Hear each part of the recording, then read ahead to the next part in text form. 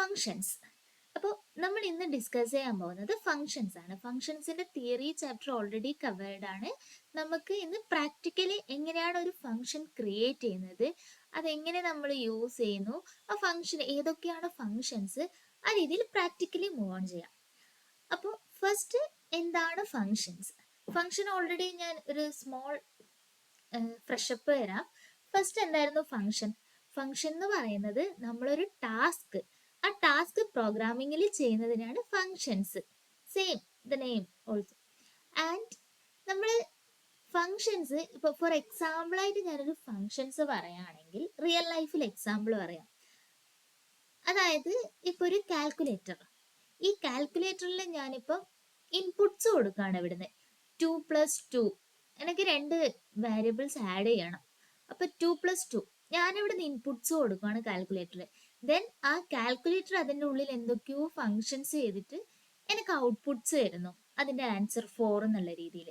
അപ്പൊ ഇതാണ് ഒരു ഫങ്ഷന്റെയും സിൻടാക്സ് എന്ന് പറയുന്നത്. ഫസ്റ്റ് നമ്മൾ ഇൻപുട്സ് കൊടുക്കുന്നു, ദെൻ അത് അതിൻ്റെ ഉള്ളിൽ അതിന്റെ ഫങ്ഷൻസ് ഡീൽ ചെയ്യുന്നു, ദെൻ നമുക്ക് ഔട്ട്പുട്ട് തരുന്നു. ഇതാണ് ഒരു ഫങ്ഷൻ. അപ്പൊ ഫങ്ഷൻസ് തന്നെ 4 ടൈപ്സിലുണ്ട്. First one user define function. User define function എന്ന് പറയുന്നത് നമ്മൾ യൂസേഴ്സ് ഡിഫൈൻ ചെയ്യുന്ന ഫംഗ്ഷനെയാണ് യൂസർ ഡിഫൈൻ ഫംഗ്ഷൻ എന്ന് പറയുന്നത്. അതായത് ഒരു പ്രോഗ്രാമിംഗ് നമ്മൾ ക്രിയേറ്റ് ചെയ്യുന്നത്, നമുക്ക് എന്താണോ ചെയ്യേണ്ടത് അത് ആ ബേസിൽ നമ്മൾ ഫങ്ഷൻസ് ക്രിയേറ്റ് ചെയ്യുന്നു. Next one is built in function. Built in function or in built function. ഈ ബിൽറ്റ് ഇൻ ഫംഗ്ഷൻസിൽ എന്താണെന്ന് വെച്ചാൽ പൈത്തൺ കുറേ ഫങ്ഷൻസ് ഓൾറെഡി ക്രിയേറ്റഡ് ആണ്, അതിനെ ജസ്റ്റ് നമ്മൾ യൂസ് ചെയ്യുക മാത്രമാണ് ചെയ്യുന്നത്. അതിനാണ് ബിൽറ്റ് ഇൻ ഫങ്ഷൻസ് എന്ന് പറയുന്നത്. ദെൻ തേർഡ് വൺ എന്ന് പറയുന്നത് ലാംഡ ഫംഗ്ഷൻ ആണ്. ലാംഡ ഫംഗ്ഷൻ എന്ന് പറയുന്നത് ഈ യൂസർ ഡിഫൈൻ ഫംഗ്ഷനിൽ തന്നെ നമ്മൾ കുറേ സ്റ്റെപ്സ് ഉണ്ട്. ആ സ്റ്റെപ്സിനെയൊക്കെ ഷോർട്ട് ആക്കി ജസ്റ്റ് വൺ ലൈനിൽ നമുക്ക് ലാംഡ ഫംഗ്ഷൻ ക്രിയേറ്റ് ചെയ്യാൻ പറ്റും. The last one is recursive function. Recursive function എന്ന് പറയുന്നത് ആ ഫംഗ്ഷൻ അതിനെ തന്നെ കോൾ ചെയ്യുന്നതിനെയാണ് നമ്മൾ റിക്കേഴ്സീവ് ഫംഗ്ഷൻ എന്ന് പറയുന്നത്. അപ്പൊ നമുക്ക് എല്ലാം ഒന്ന് ഓരോരോ എക്സാമ്പിൾ വെച്ചിട്ട് ഡീറ്റെയിൽ ആയിട്ട് ഈ ഫംഗ്ഷൻസ് ഒന്ന് നോക്കാം. അപ്പൊ ഫസ്റ്റ് വൺ എന്താ? User define function. നമുക്കത് നോക്കാം. User define function.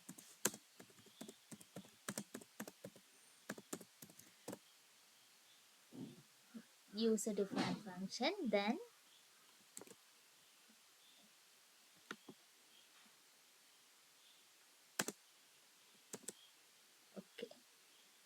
നെക്സ്റ്റ് ഞാനിപ്പോൾ ഇവിടെ ഒരു യൂസർ ഡിഫൈൻ ഫംഗ്ഷൻ ക്രിയേറ്റ് ചെയ്യാണ്.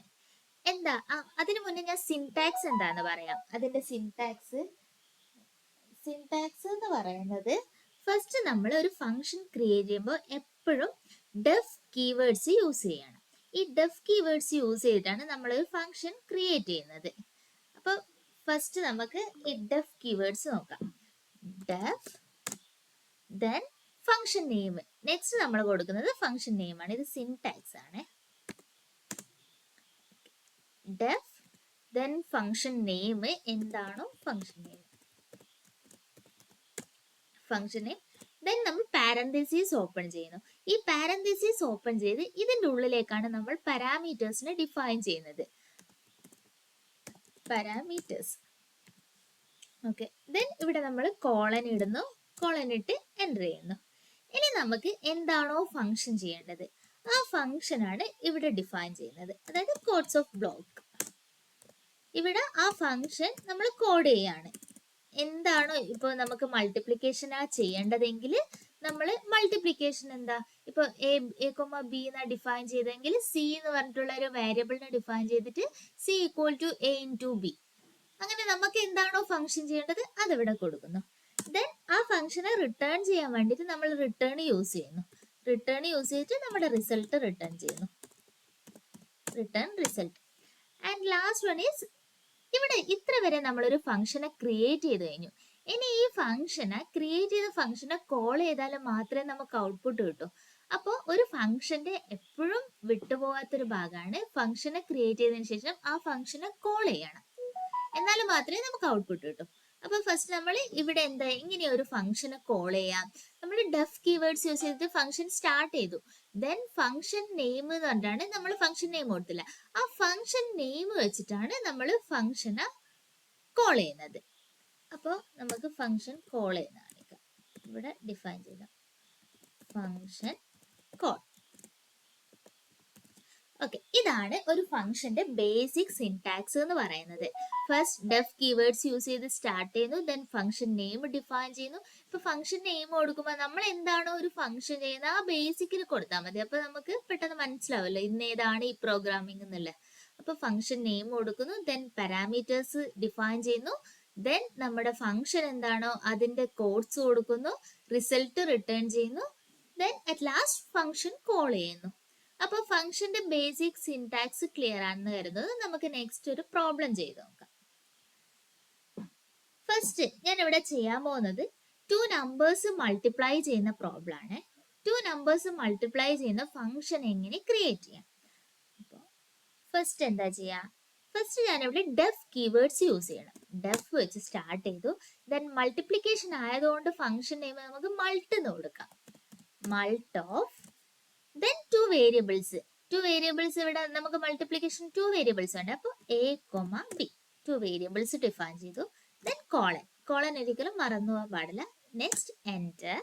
കോളൻ എൻ്റർ ചെയ്തതിനു ശേഷം ഇവിടെ മൾട്ടിപ്ലിക്കേഷൻ ആയതുകൊണ്ട് ഞാൻ എന്താ ചെയ്യേണ്ടത്, സി എന്ന് പറഞ്ഞ പുതിയൊരു വേരിയബിൾ ഡിഫൈൻ ചെയ്തു. c equal to a into b. then നമുക്ക് എന്താ റിസൾട്ട് റിട്ടേൺ ചെയ്യേണ്ടത്, റിട്ടേൺ സി ആണല്ലോ നമ്മുടെ റിസൾട്ട്. അപ്പൊ നമ്മളൊരു ഫംഗ്ഷനെ ക്രിയേറ്റ് ചെയ്ത് കഴിഞ്ഞു. സിമ്പിൾ അല്ലേ, ഒരു ഫംഗ്ഷൻ നമ്മൾ സിമ്പിൾ ആയിട്ട് ക്രിയേറ്റ് ചെയ്ത് കഴിഞ്ഞു. ഇനി നെക്സ്റ്റ് നമുക്ക് ഒരു വേരിയബിൾ ഡിഫൈൻ ചെയ്യാം, എന്നിട്ട് നമുക്ക് ആ ഫംഗ്ഷനെ കോൾ ചെയ്യാം. ജസ്റ്റ് പ്രൊഡക്റ്റ് ആണല്ലോ നമ്മൾ ഫൈൻഡ് ചെയ്യുന്നത്. പ്രോഡക്റ്റ് ഈക്വൽ ടു ഇവിടെ നമ്മുടെ ഫംഗ്ഷൻ നെയിം എന്താ, മൾട്ട്. ആ മൾട്ട് അതിൻ്റെ ഉള്ളിലേക്ക് നമ്മൾ a, b എന്റെയും ബിന്റെയും വാല്യൂസ്, അതായത് നമുക്ക് എന്താണോ ഫംഗ്ഷൻ എന്താണോ ഇവിടെ മൾട്ടിപ്ലിക്കേഷൻ ചെയ്യേണ്ടത് അത് നമ്മളിവിടെ ഇതിന്റെ ഉള്ളിലേക്ക് കൊടുക്കുകയാണ് ചെയ്യുന്നത്. എക്ക് ഞാൻ 10 കൊടുത്തു, ബിക്ക് ഞാൻ 40 കൊടുത്തു. ഇനി ഈ കോൾ ചെയ്തതിനെ പ്രിന്റ് ചെയ്യാൻ വേണ്ടിയിട്ട് just print of product. Okay, നമുക്കിതിനെ റൺ ചെയ്ത് നോക്കാം. ഇത് കണ്ട നമുക്ക് ഔട്ട്പുട്ട് കിട്ടി. അപ്പോൾ മൾട്ടിപ്ലിക്കേഷൻ 2 വേരിയബിൾസിനെ മൾട്ടിപ്ലിക്കേഷൻ ചെയ്യേണ്ട ഒരു ഫംഗ്ഷൻ ആണ് നമ്മളിവിടെ ക്രിയേറ്റ് ചെയ്തിട്ടുള്ളത്. നമുക്ക് ജസ്റ്റ് ഒന്ന് അഡിഷൻ പെട്ടെന്ന് ചെയ്ത് നോക്കാം.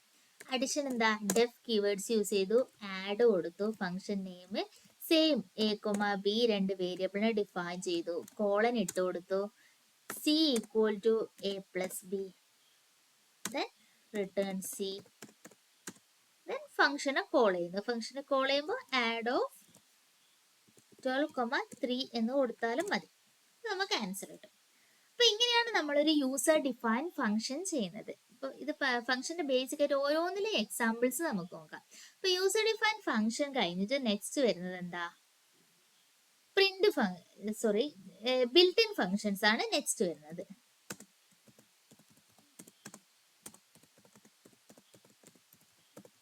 Built in functions.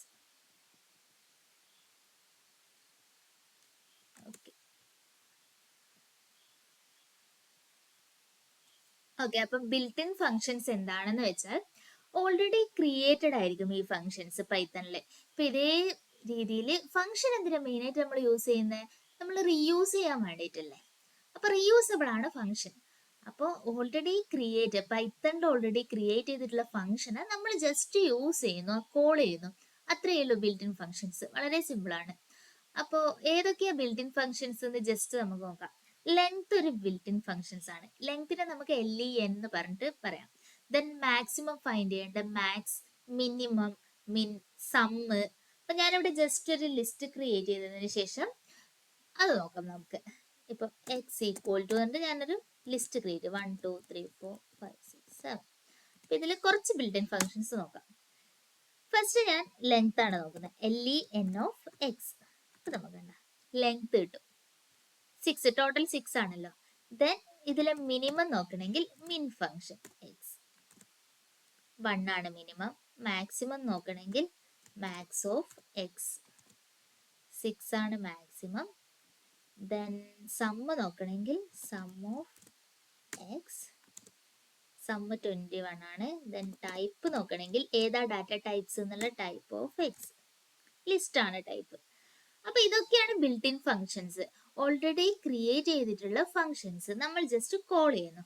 അപ്പൊ നമുക്ക് ബിൽറ്റ് ഇൻ ഫങ്ഷൻസ് കുറെ ഉണ്ട്, അത് നമുക്ക് ഓരോന്ന് പ്രോഗ്രാമിംഗ് ചെയ്യുമ്പോൾ നമ്മൾ തന്നെ പഠിച്ചോളും. അപ്പൊ ജസ്റ്റ് ബിൽറ്റ് ഇൻ ഫങ്ഷൻ എന്താണെന്നുള്ള രീതിയിലാണ് ഇവിടെ പറഞ്ഞിട്ടുള്ളത്.